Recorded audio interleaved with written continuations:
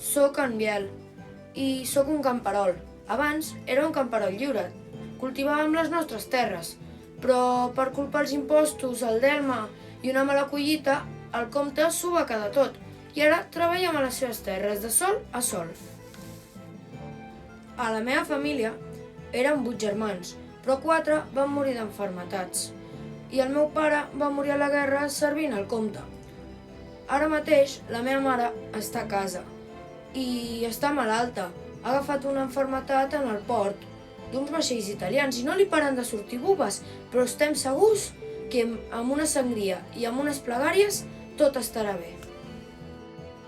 Encara que treballem pel comte, hem de seguir pagant impostos i el delma, i aquesta collita ha anat molt malament i el comte demanarà la seva quota i al final, com que no podrem pagar-li, ens farà fora de les seves terres i perdrem la seva protecció.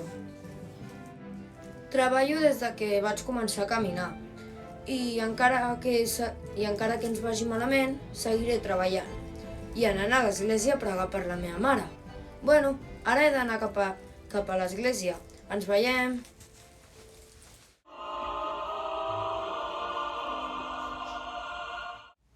Hola, sóc el comte Biel i ara us volia parlar sobre la vida a l'edat mitjana de la noblesa.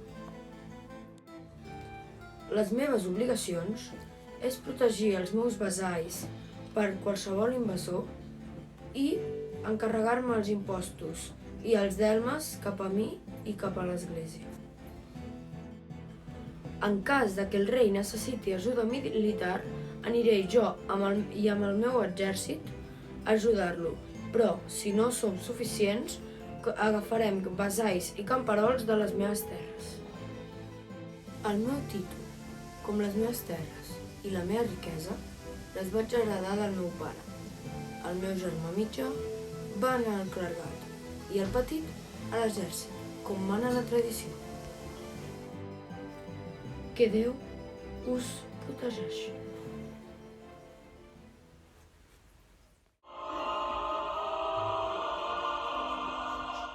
Hola, sóc el bisbe Biel i sóc part de l'alt clergat de l'edat mitjana. M'han enviat perquè us expliqui una mica com era la meva vida.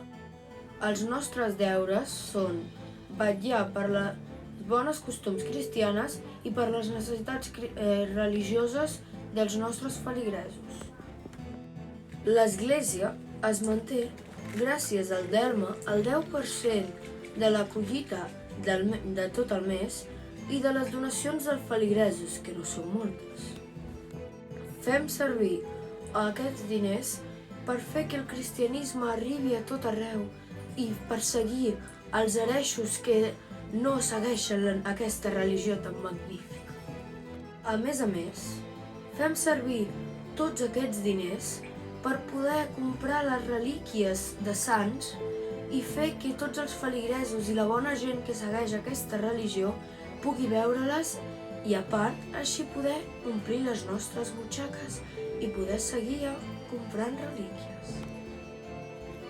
Som grans inventors en fer màquines que facin que la gent confessi les seves heretgies. Nosaltres som els únics que tenim accés als llibres i a l'educació, no sigui que el populatxo aprengui a pensar.